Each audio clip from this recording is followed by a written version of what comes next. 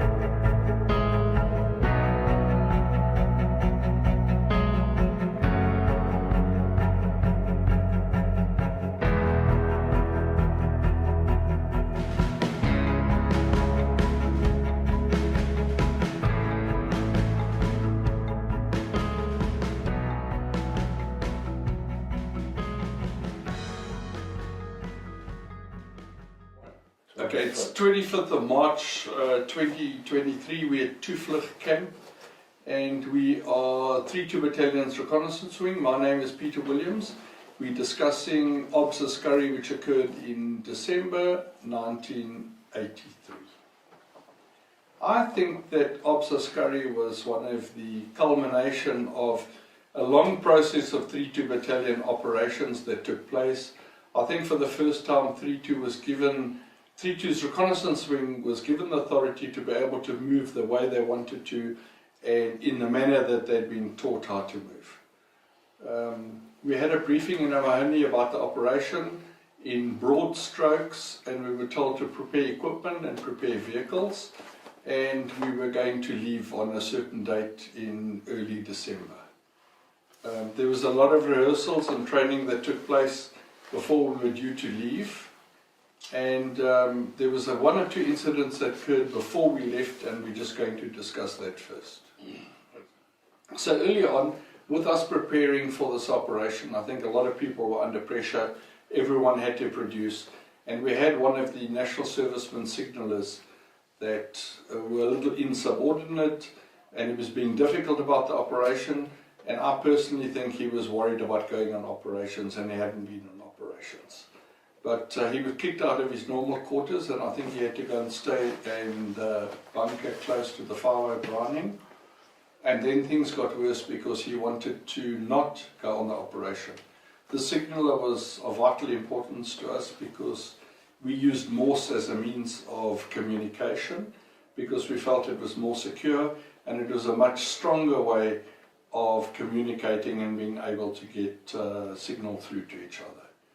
And then, I'm not sure whose decision it was, but I think Willem told us that this guy must be sorted out one way or another. We took him down to the signal room of the ops room, and it was decided at the kangaroo court that he was going to get lashes. He had his clothes on, he was lashed. My only job was to do the counting, and I did err in the fact that I counted 6, 7, 8, 7, 6, 8, 4, 9, and so instead of getting 18 lashes, I think he had about 36 lashes. He subsequently did not go on the operation, and he went home on leave, and someone of his family saw that he had been lashed.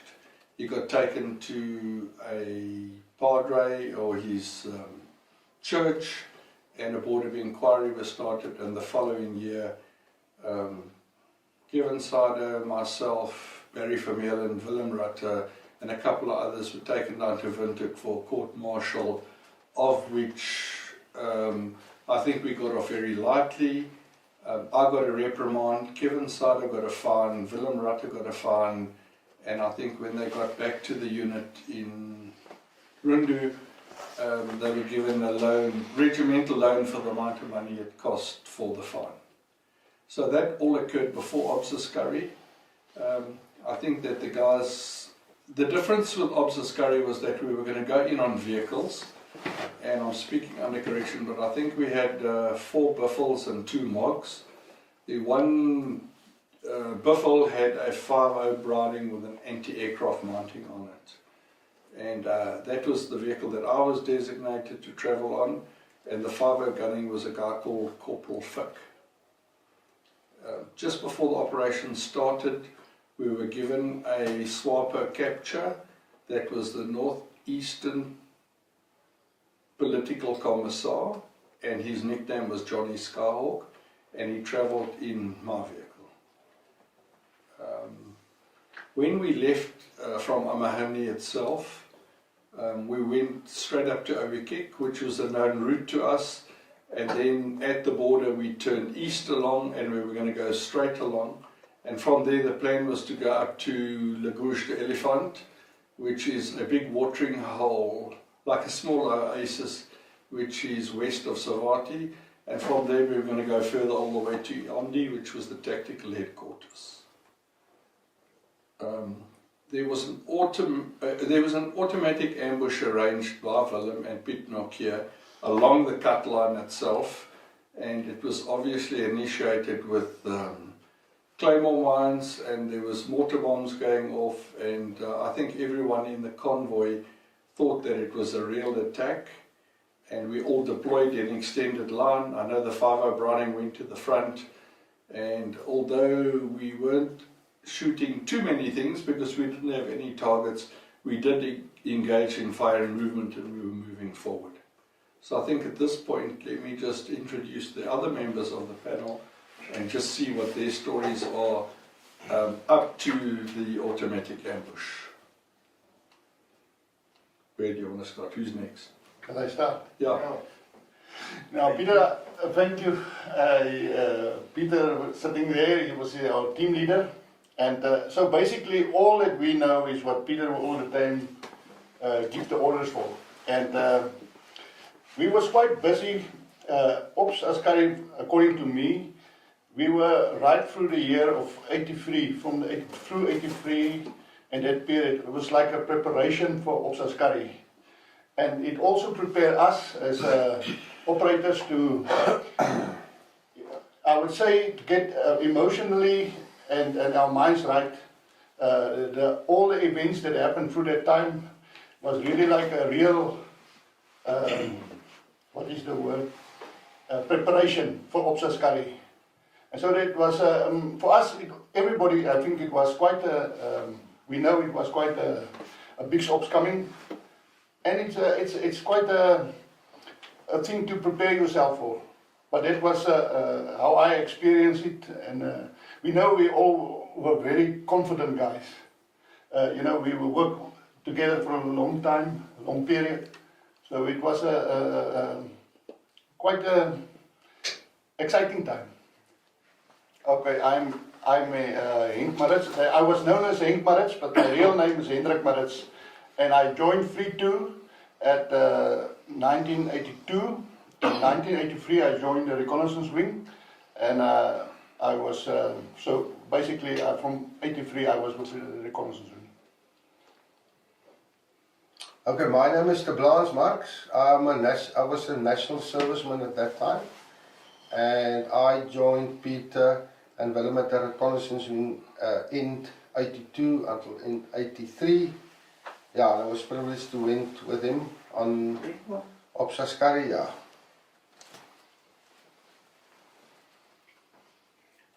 Ek is Louis de Lange, ek het ook as 'n nasionale dienspligtige aan die einde van 1982 by die toe aangesluit. En ons is direk daarna het ons by Omoni, die groep, die verkenningsgroep by Omoni aangesluit. En ja, soos van die vorige mense opgemerk het, was die hele jaar vir ons 'n ongelooflike voorreg geweest, baie geleer by mense wat uiters professioneel is, en dit was vir ons, soos in Engels mense sê, 'n eye-opener.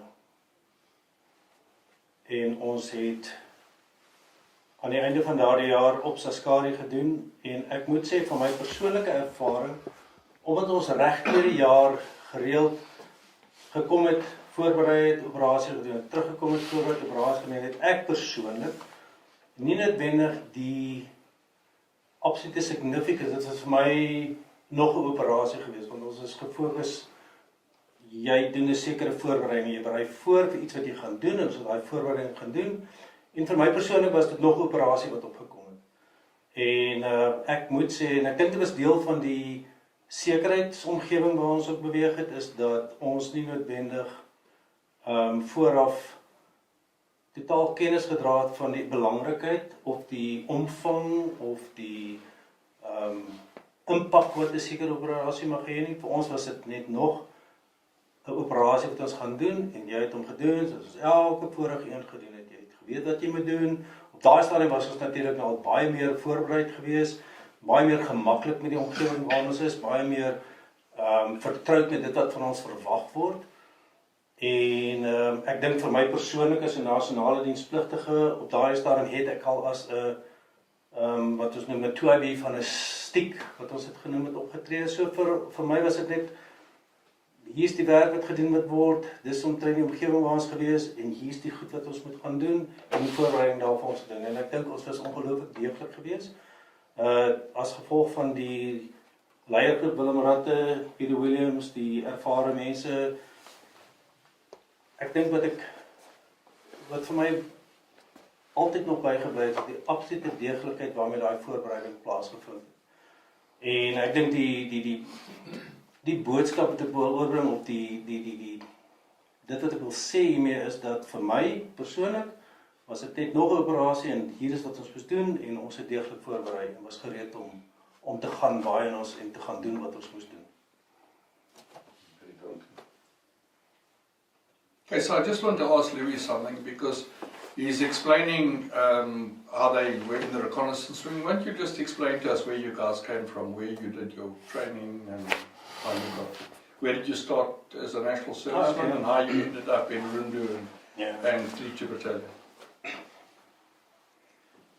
For me personally, I think my journey with 32 Battalion actually started much earlier than my national service, because I was privileged to have a teacher in the school that I really respected, and I knew everybody respected him.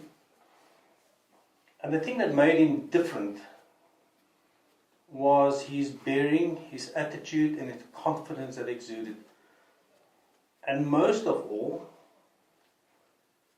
maybe not most of all, but very significantly, he wore a beret that was just different. And I knew as a student that everybody else on the staff had respect for this person. And so I want to thank Mr. Bram Erasmus for making that impact on me at that time, and that inspired me to be aware of 32 Battalion. And I think the message to me was, if you really want to do this, if you really want to be a soldier, you really want to do something that you will count as worthwhile, then consider 32 Battalion if you still consider that. And then we started with national service directly after leaving school. Started at the Middelburg, and then on the advice of people, I elected to go to infantry school in Oudtshoorn. We completed our junior leaders course there. I personally did mortars at infantry school, and at some stage after finalizing the course, I was invited to join infantry school as an instructor, but I wanted to go to 32 Battalion. So I negotiated my way, went to the officer, the course leader, and explained to him that, I realized that it's an honor to serve as an instructor at infantry school, but I would actually really like to join 32 Battalion. And to his credit, they said, well, if that's what you want to do, and they didn't insist or didn't make it difficult for me. Then the next thing was, after that, we joined 32 Battalion, and as everybody is aware that 32 Battalion has a fairly tough selection orientation course to try and make sure that the people who eventually join either in the companies or in other capacity is able to operate at a certain level of physical, mental ability, being able to take difficult decisions, or at least make a decision. You don't have to make always the right decision, but damn, make a decision and do it with absolute gusto. You can argue the merit of the decision later, but at least take a decision and go with it. And I think that's what's the kind of thing that, and if you could still operate at that level under extreme levels of fatigue and hunger and all those are the kind of people, in my view, that they were looking for. And after successfully completing the selection course, which was obviously tough because I think it was designed to be that way, then out came, next thing, we were obviously very tired, and then here came a guy, and if you looked at him, you would probably be very surprised, and because don't judge a book by its cover. But here comes Willem Ratte in his quiet, soft-spoken manner, and I think Kevin Sider, maybe some of the other people can correct me, there was a gentleman with him, an NGO with him, Kevin Sider, I think he was a sergeant at the time, and again also, soft-spoken, not aggressive, almost non-military, if you want to call it. That's the way coming from infantry school and having had the background in the units that we came from, that was not what we would have. So I don't even think we knew what their ranks were. But they told us, look, we know that was now tough, but we're looking for people who could do, and who is prepared to go through another round of selection. And I thought, well, in for a penny, in for a pound. I'm feeling quite good. My legs are still good, my feet are still good. I had a good rest, so yeah, let's go for it. And that's why we ended up at the 32 Reconnaissance Wing. It was something different. It was an opportunity that was offered to us, and I think 8 of us made use of the opportunity, and some of them we are very fortunate to have here this evening. Thinking about whether we were prepared for what was coming, ek dink nie iemand wat daar gesit het weet regtig waarvoor jy inlaat nie. Jy hoor verskeie stories, jy weet van sekere insidente en dis waarskynlik hoekom jy daar sit in die eerste plek. Want daar's daai aantrekkingskrag van daai onbekende. Jy weet hierdie is nou nie heeltemal die normale nie, maar jy weet nie regtig wat dit is nie. En so nee, as ek die vraag moet antwoord, as jy my so vra, het ek geweet waarvoor ek my inlaat? Nee, nie regtig nie. Nie regtig nie. Ek dink op daai ouderdom 19, jy weet jy's fiks en jy's jonk en jy weet nie, ek dink nie dit het regtig vreeslik belangrik gewees wat was nou. Al jy het geweet het hierdie is nie die normale weermag eenheid nie, maar in terme van wat presies daar sou gebeur het, ons het glad nie. Wel, ek het glad nie geweet nie. Was hierdie vrywilligheid, was dit as gevolg van patriotisme of as gevolg van vertroue in die ouens rondom jou en jou offisiere? Ek dink op daardie stadium het dit glad nie te doen gehad met patriotisme nie, ook nie te doen gehad met vertroue noodwendig nie, want ons het niemand geken nie. Ek dink het meer gegaan oor 'n behoefte aan 'n ervaring wat anders is as enigiets anders. Ek dink dit was anders sou jy nie daar gewees het nie. Iemand stel voor, 'n mens gebruik die woord avontuur. En dit is waarskynlik 'n groot gedeelte daarvan, daai onbekende, daai toets vir jouself, jy weet, as ek rarig, maar jy weet, ek het nou hierdie kursus gedoen, ek het 'n vasbyt gedoen, maar almal weet, dis nou maar net 'n voorbereiding, maar jy weet, kan ek rarig, do I really have the right stuff? En ek dink dis waar dit begin. Wat ek persoonlik baie vinnig agtergekom het, is dat wanneer dit regtig moeilik raak, is volk en vaderland die eerste ding wat by die agterdeur uitgaan. En dan is dit oor hoe graag wil jy dit doen, hoe geniet jy dit wat jy doen, hoe bereid is jy om honger te ly en om daai doelwit te bereik, hoe daai behoefte om daai ding af te handel, die onbekende en so, en ek dink dit was daai toets vir jouself amper seker tot 'n groot mate. Ek dink dit is op die ou end wat die deurslag gee, dis wat jou daar hou, nie definitief nie geld nie, definitief nie, vir my in elk geval nie volk en vaderland en so, ja, natuurlijk is daar element daarvan, maar dit is nie wat die deurslag gee nie. So I think the big difference in retrospect that we can look at now, this is 40 years on, is that you must first of all look at the ethos of a person that volunteers, especially someone that volunteers and is not sure exactly what you're volunteering for, but you know there's a certain amount of adventure, and I think the other thing is that you're going to be testing yourself. You're not testing the group or anything else. So and all these guys have first of all volunteered from infantry school or from some other unit, and you actually have to go and put your hand up and you have to insist you want to try and go there, and then there's a selection phase there and you might not be chosen, and then you still insist you're wanting to go, and then you go, and when you get to the other side you think you're going to be welcomed with open arms, and they say, listen, there's a whole lot of rucksacks and there's poles and you guys are going to go and do an orientation. They begin off with the word orientation, but it's actually a selection, and then it gets harder and harder. But with the ethos of the guy that is the volunteer and he's involved with other volunteers, this thing is suddenly escalated.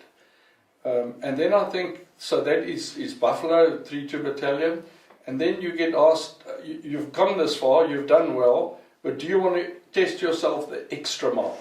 And then I think the urge for the real volunteer is, I've taken it this far, I'm in good shape, let me see, push the envelope a bit. But now you're out of your comfort zone. I think what attracts you to O'Mahony when you first get there is the fact that it's a non-military organization. Because when you arrive there, you're dressed in your beret and your uniform, and you're wearing your balsac, and you've got all your equipment. And when you get there, I don't even think there's a front gate, with a guard or anything. Because you're 250 kilometers from the headquarters. The road has been swept with guys who've mineswept the road. So it's totally out of your orbit. You've learned things at infantry school like conventional warfare and coin operations. One of the first things they tell you when you get to 3-2 is forget everything you ever learned at infantry school. And then you go off to O'Mahony and Kevin Sado meets you and he says, just forget everything you learned at 32 Battalion, because we do things totally differently. Then you walk into the base, and like Louis said earlier on, we met these two guys, Willem Rutte and Kevin Sader, and they don't even know what rank they had because they weren't wearing uniform. And when I say not wearing uniform, you report everywhere with khakis, short pants and a t-shirt. And you don't have to call anyone on his rank. You respect them for what they do and how they do it. And I mean, in any other army or defense force, you'd never, even today, you wouldn't be calling Willem by his first name, you'd be saying Commandant Rutte or whatever his name is. And there it was just totally different. So you would have a guy like Kevin Sader who was a sergeant, but he'd be treated like a sergeant major because that was the status that he had. And I think that you were given responsibilities and duties to perform, and you wanted to exceed other people's expectations. So everyone was giving more than what they thought was necessary. And I think the combination of having Amahoni, which is definitely not regimental, I don't think anybody ever did a parade in Amahoni. You never ever, I don't think you saluted anyone. So if you went to Willem Rutte and he was in the ammunition store and you had to go and greet him, you'd halt and you'd salute, and he'd look you up and down and just say, well, what have you come to do here? You know, who are you? And you'd say, I've just arrived. You'd say, okay, well, go and get yourself a room and settle in and be at parade tomorrow morning. So I think I think that the volunteer ethos is such that you like infantry school, you like the discipline, you like the parade ground work and everything, but you actually think it's a load of hogwash, you know, because you don't have to spend 60 days on the parade ground to be able to go and fight a war. And then suddenly you get to a place where they know that and they're not even asking you to do it. So it's almost like fitting in easily. So I think just being in Amahoni was totally different, and so different that you didn't actually feel you were on in the army. You felt you were like on a youth camp on steroids, you know. And you don't get told to do things, you just volunteer. Like if someone says, that stuff must be moved there, you all jump in and you fight over, I want to do it, I want to do it. So I think if we set the stage right, Amahoni was very, very unique, and there was lots of potential. And I think with time, it was, this Obsa Scurry just showed what the potential was. The other thing I just want to mention, just to clarify so you quite understand. So 32's reconnaissance wing started in 1978. They got volunteers in 12 of them. And they signed on short service, which is 2 years national service. And they did an extra year. At this stage of Amahoni, which is now when you guys arrived in early 1983, we had certain issues at Amahoni, and danger pay wasn't being paid to the SP, the special persons, the black Portuguese members, and a lot of them had left, and we were desperately short of people. And this was the very first time that national servicemen were actually allowed into 32's reconnaissance wing, because previously, like myself that arrived in 1979, well, I didn't know about the reconnaissance wing, but you just went to the companies for a year or for a long period before you could even knew about it, and then you'd actually volunteer to go there.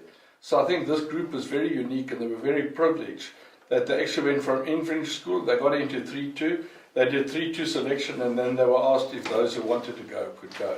So I think it was a unique phase of Amahoni, and I think that there were advantages and disadvantages with having all, I don't say all white members in the reconnaissance wing, but I think that there were very few black people and there was a lot of white people. And in previous years, as Noel can attest, and Kuni can attest, is that we used to have 3 white guys in a team of 12 black guys, you know, so the balance was different.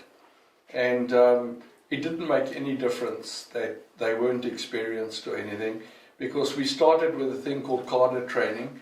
And cadre training, you start right from the basics. They go to the store, you draw all the foreign weapons there are, and you start stripping and assembling them and shooting them, and you get to know. And then slowly they take you one bit by one bit. You will do ambushes, you will do OPs, you will do vehicle drills, you will do patrols, you will do river crossings, you'll do all sorts of aspects. And cadre training implies that everyone goes down to the lowest common denominator, and you practice it over and over and over and over. And eventually it's not even a drill, it's just muscle memory. You know, you have to do this, you just have to do it. And especially with the guys that had certain weapons. I know Henk was a PKM gunner. I think he slept with his weapon. I don't think he showered with it, but I think he did everything else with it. He went to the mess with it. And when the Padre came once in 3 months, you took it with you. And every morning when he did stand to, he took his PKM with him. If he went for the run in the morning, he took his PKM. After the run, we used to go shooting on the range, he'd be shooting his PKM. At night, he'd clean it, put it next to his bed and go to sleep. So it's just a question of bonding all those things together and working together. Richard, ja, ek het in 32 Battalion aangekom in 1982, die Junie maand, ek kan nie presies onthou nie. As 'n individu, ek het nie daar saam met 'n groep aangekom nie, so ek het 'n bietjie anders hanteer as die normaal. Ek het nie 'n kering gedoen onder andere nie. Ek het my diensplig by 'n ander eenheid gedoen waar ek kering moes doen, so ek dink miskien het my guns getel. En ek het by 32 aangekom in daai tyd en ek was na die aanvanklike eintlik net ingedeelde span en 'n bietjie voorbereiding gedoen vir die eerste operasies en ek was ontplooi. En my kering by 32 was basies, ek was in 'n span en die 5 ander ouens in die span is gekeer. Oor 'n paar operasies. En daai was ek onthou, ek was meer apprehensive voor die by eerste ontplooiings, nie soseer oor die vyand en wat ons gaan doen nie, maar meer oor wat die res van die span vir my gaan doen, wat ek gaan sê as hulle terugkom. Dit het toen goed afgeloop en ek is gehou daar en ek het later my eie span gehad, heel wat later. En ek het daar ook gewees met 32 tot die verkenningsvleuel tydelik ontbind was in 1984 rondom. En in daai tyd was Askari gebeur en 'n paar ander operasies waaraan het hom goed gebeur het. So daar het ek groot geword in die 2 dae. Dit is maar wel groot geword vir my. Ek is Tinus Maree. Ek het dieselfde as die ander dienspligtiges. Diensmissie skool begin. Inteendeel ek en De Blaans was in dieselfde bungalow gewees in HK Company. En na ons grensfase, daar het so iets gebeur by grensfase. En toe het ons besluit, ons wil nie meer in die uniform en gedeelte wees nie. Ons wil in 'n gevegsbataljon wees. En ons het na ons bevelvoerder toe gegaan, company bevelvoerder, en vir hom gesê, maar dis wat ons graag wil doen. En hy het toe nou nie maar ons het nie geweet van die 32 Battalion nie. Al wat hy vir ons gesê het, die ander ouens gaan nou bietjie begin rustiger raak en goed, maar ons moet aanhou oefen. Want daar gaan binnekort 'n kering wees en dis 'n strawwe kering dat ons fiks kan bly en ons het dit toe gedoen. Ek en hy het in die aande het ons bietjie ekstra PT gedoen en goed om reg te wees vir die kering en op die ouend toe hulle daar gekom het en het ons die kering gedoen en ons het na Buffalo toe. As jy vasbyt en al dit deur is en by die training area het hulle daar aangekom, kaptein Willem en ek dink dit was stafsyde en vir ons gevra. En ek dink dit is daai avontuurlustigheid en ja, die uitdaging wat ons gemaak het en toe ek en De Blaans besluit neem, maar dis die plek vir ons gaan dit doen. En ons het toe nou gegaan en ja, dit was vir ons 'n verrassing geweest. Daar's baie goed wat ek nie gedink het in my lewe ek sou geleer het nie. Onder andere morsekode en mekaar gedurig drips ingesit. Dit was interessant. Dit was 'n uitdaging van die begin tot die einde. Demolisie, sulke tipe van goed. En dit het in ons kraal geval. Dit was elke keer was net 'n uitdaging en iets nuuts die volgende dag wat jy na kon uitsien. Jy het nie geweet wat gaan gebeur nie, maar daar was iets nuuts en ek dink ons het vinnig ingeskakel en gewoond geraak. Ja, het is maar baie kere wat ons maar skrikkerig was, dis vreemde goed en jy word in die nag afgelaai en dan moet jy op jou eie terugstap net op 'n kompas en op die sterre. Jy weet nie waar en jy gaan nie, jy het net 'n kompaspeiling gekry en dis moet jy doen. Maar dit was deel van die opleiding en dit het ons baie ondervinding en ek wil sê selfstandigheid gegee om meer selfvertroue in jouself te hê en in klein groepies te kan opereer. En ek dink ons het die operasies wat ons toe die stieks aan deelgeneem het ons ook voorberei vir die groter operasies. En op die ouend is ons toe nou op pad almal saam in Askari, ja. Deur Lagos Elefantos, Pomerinas. Ek onthou nog daai dag ons het daar oorgeslaap die aand in 'n lang konvooi. En die volgende oggend is die koudste wat ek nog gekry het in Angola. Dit was regtig koud daai oggend. Dit was 'n baie groot son met baie palmbome. En toe is nou daarvan af nog verder aan beweeg. Kyk, is nou Viljoen. Peter Williams het saam by die 32 verkenningsveld aangekom met 'n ander ouetjie, Engelsmandjie, Gary Nettle. Wat vir ons baie pret gegee het. Nou dis om te sê, dit was Augustus, September 1981. En die manne wat hier sit in die kamer, het Desember 82, November 82 in die eenheid aangekom. As ek reg is, Henk het dalk bietjie vroeër gekom. So ek was 'n ou man. En Willem het besluit ek moet die jong manne vat en 'n bietjie touwys maak. Hulle was so verskrik, verboureerd. Nie een van hulle kan regtig onthou wat gebeur het nie. Hulle het gestap in die nag. Pieter het voor in die pad gaan lê met 'n paar wapens, skote geskiet, hulle dekking gevat en ek het gaan sit en rook. Tot hulle Pieter klaar geskiet het en hulle tot verhaal gekom het en besef het hulle het nou onmiddellik al hulle drills vergeet. Maar hulle is nou onderoffisiere wat gekwalifiseerd is uit infanterieskool uit. En hier skiet iemand op hulle en ek weet nie of ek dit kan sê nie. Sê dit. Dit is 'n fok op. Hulle fok het op. So dit is baie lekker geweest. Maar ons het dit nie ingevryf nie. Ons het hulle eerder aan die hand gevat en die pad met hulle gestap. Ek en Louis het later jare goeie vriende geword. Vandag is eergister is die eerste keer wat ek in 35 jaar vir Mark gesien het. Laaste keer wat ek hom gesien het, het hy so 'n hoendereier op sy voorkop gehad. Laaste keer wat ek vir Henk gesien het, het hy gelukkig 'n bietjie verboureerd geraak en my nie doodgeskiet nie. Ek kan vir Tinus nie lekker onthou nie. En Tinus was 'n baie skraap mannetjie geweest. Ek kon nie net as baie goed onthou. Ons het baie pret gehad. Maar om terug te kom na die vorige verloop van die gesprekke. Daar is 'n belangrike ding wat mens moet verstaan van die werk wat ons gedoen het. Ons het nie geweet dit is die werk wat ons gaan doen nie. Ons het nie verstaan die omvang van die werk wat ons gaan doen. Ons het geleer soos ons aangegaan het. Party ouens het vinniger geleer as ander. Party ouens het Engels gepraat. 'n gewone Engelsman kan ook nog vinnig praat as in die Kaap is.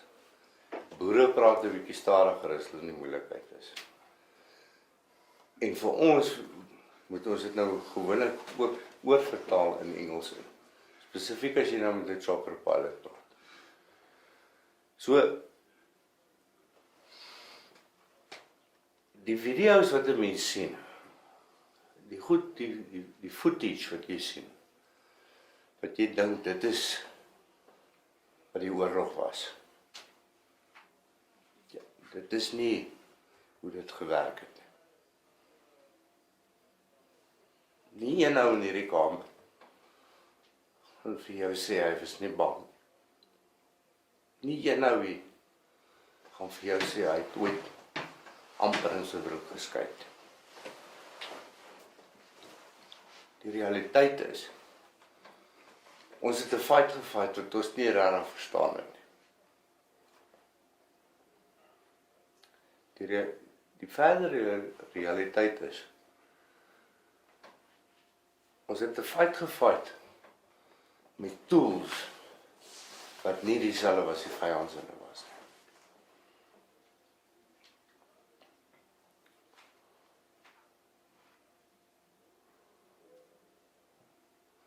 Henk is 'n groot ou.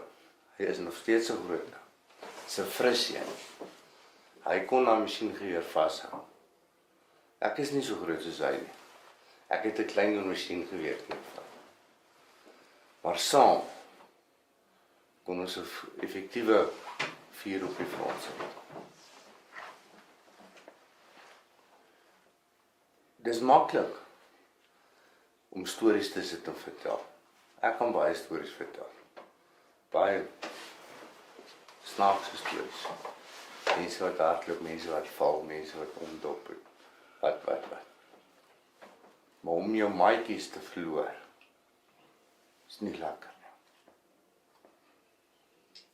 En daar's niemand wat jou kan leer hoe om dit te doen.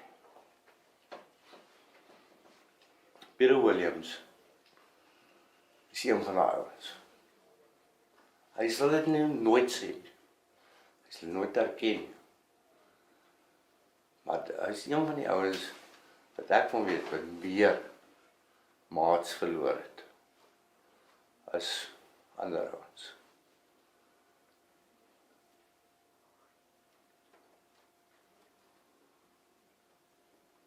Ons het 'n prys betaal wat ons nie weet wat dit beteken nie. Vandag 40 jaar later lag ons lekker oor al die nonsens wat ons aangejaag het. Ons lag oor kanoes wat ons omgegooi het en lorries wat ons gestamp het en. Ons lag daaroor. En dit is ons manier om met daai goed te deel.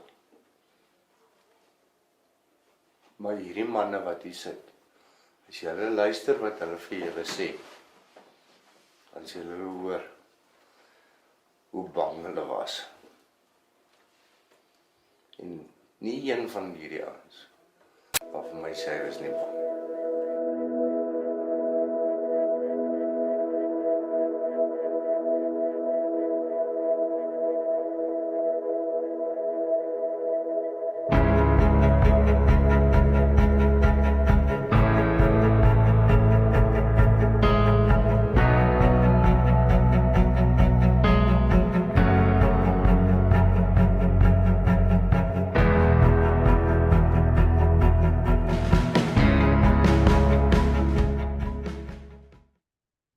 We've come to the end of this episode. Do look out next week for the next episode. Thank you again. If you want to share your story with us, feel free to do so. The email address will scroll now. Thank you. And as we always say here at Legacy Conversations, until we meet again, God bless.